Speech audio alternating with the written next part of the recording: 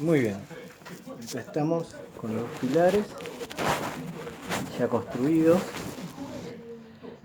y vamos a tener que armar en la parte del piso con una regla.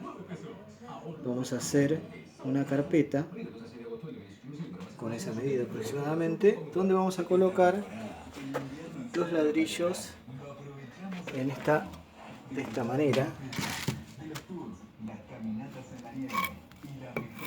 manera, haciendo un piso que nos va a refractar la leña que vayamos utilizando.